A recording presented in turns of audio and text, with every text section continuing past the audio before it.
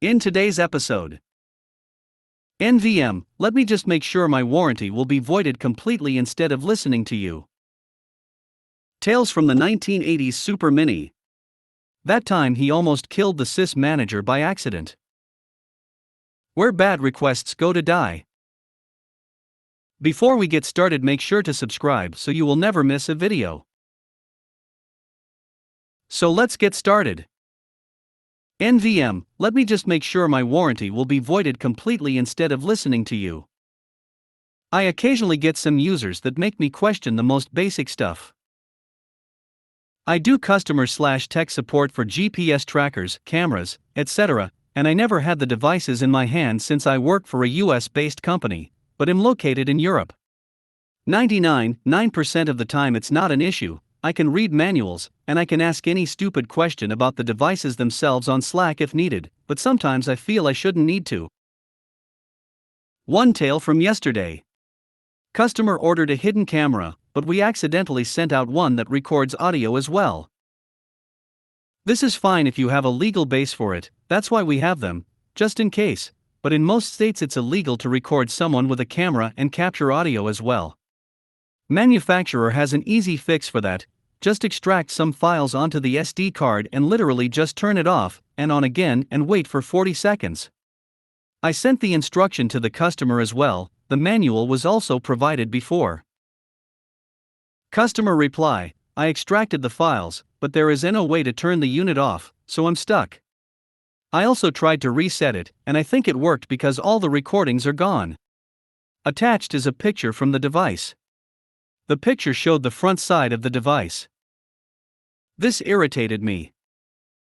I checked the manual again. There is clearly a power switch on the backside of the device, not far from the reset hole. I wondered if the unit was completely different from the ones we usually sell since it has audio recording activated, but the front was literally the same.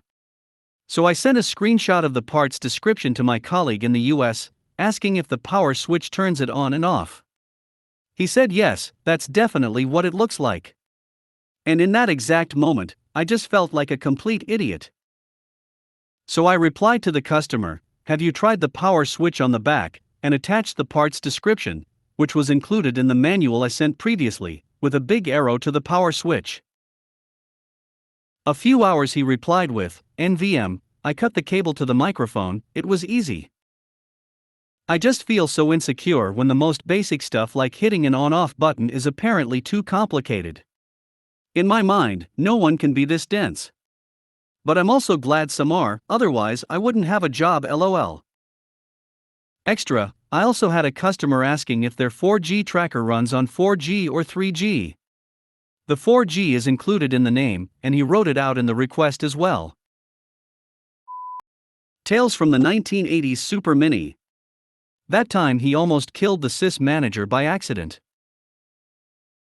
Preface: this promises to be the first of many technical and detailed recounts of a short list of people I worked with closely during the 1980s, supporting a very popular and successful computer company in the Super Mini computer marketplace, particularly involving online transaction processors, OLTP, for uses in manufacturing, sales, and many of the early enterprise resource planning, ERP, applications of that day, prior to the official use of ERP as a market tool definition.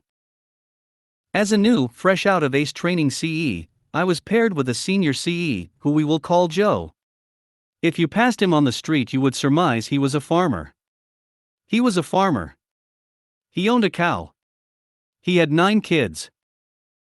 He lived in the rural outskirts of Baltimore, when there was such a place. He always looked like a farmer, even with his tie on. He had facial hair. On this day, he has a call for a possible disk drive crash, and I had recently finished training on the Model 7933 unit, which had a mind-blowing 404 megabytes of storage, with all of the newest things like data interlacing, whereby the drive would write a file in a staggered fashion, as it flew down the disk track, with the knowledge that, once written, it would be able to be recalled or read at full speed, owing to the embedded knowledge of all the remaining latencies that hardware between it and the CPU induced. No need to write it continuously, since the eventual reader could not handle all of that data in one byte. I hope that explains it well enough. but comment if you want more tech info. Well, before I get back to the technical, let's paint a picture of this company with the down computer.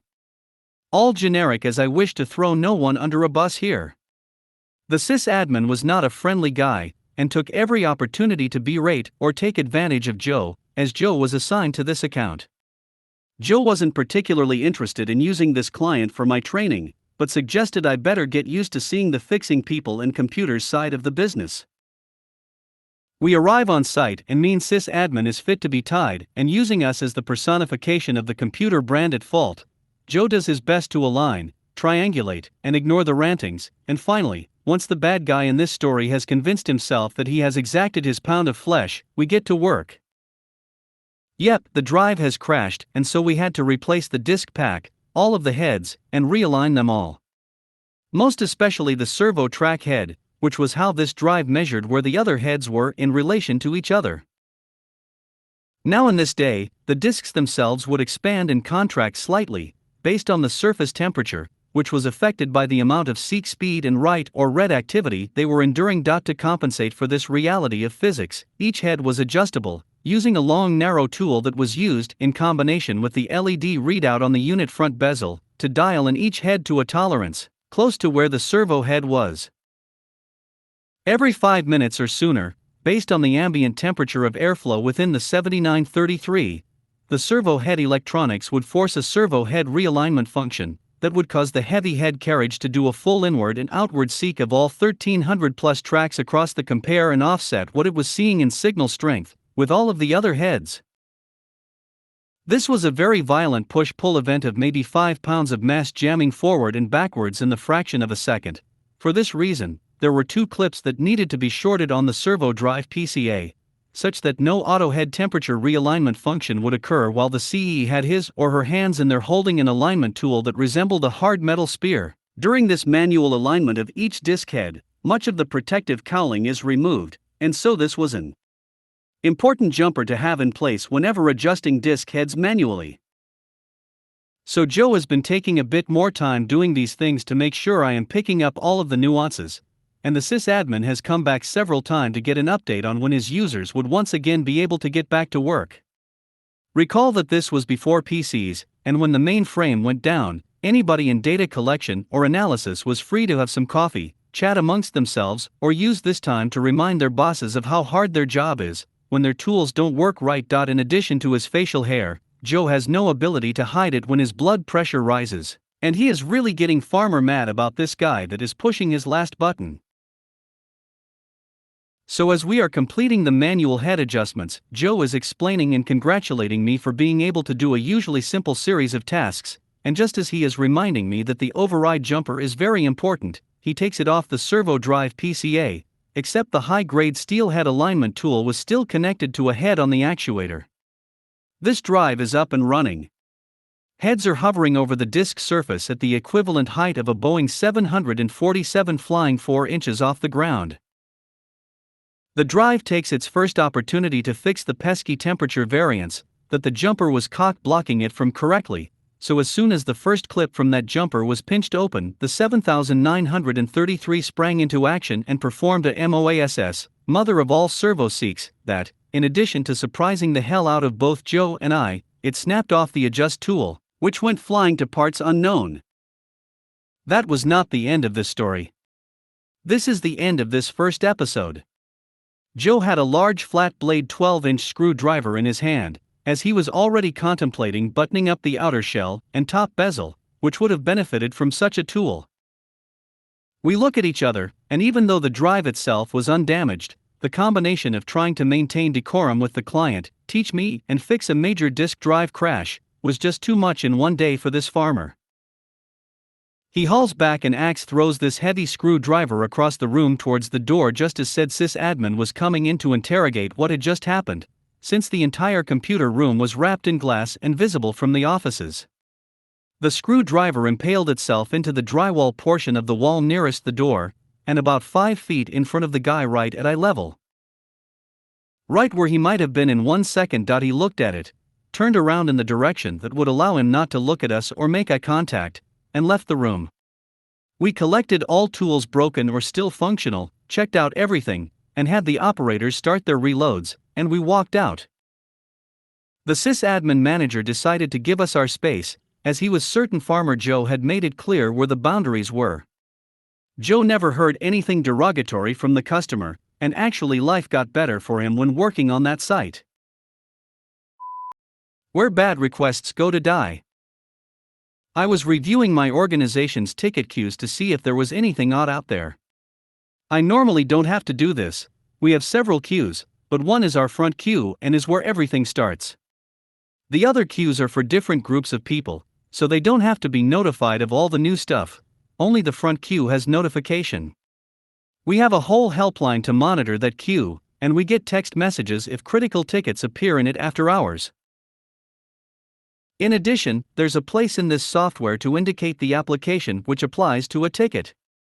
We have some jobs which run reports based on our application. We don't support anything else, so we don't look for anything. We get these reports daily, so we can see old tickets, unassigned tickets, and so on. But today, I was looking at all the queues, not just our front one, and I found 3 tickets. They hadn't been created by us, so they were put into one of queues that wasn't the front. In fact, they used the queue for the highest level group of people who rarely directly deal with clients. These tickets had the wrong application selected. And they had been created in October and November, involving the same agents from one of our manufacturing plants. As far as I can tell, these guys created a ticket to get an account set up for a new user, then decided to send it to our deep, dark queue to get processed. They used an application we don't support, so it wouldn't have been caught that way. They did this 3 times. I should also mention that account requests go through an account request system that is wholly independent from the ticketing system. So these agents used the wrong system to create a ticket for the wrong application, and put it in the wrong group, in order to get an account created. They'd marked it low priority anyway, but wow. I hope they weren't blaming us. Also, there are how-to documents in the ticketing system that tell you if you need help with application X, then mark that as the application and assign to group X group. There's a document out there for us. They didn't use it.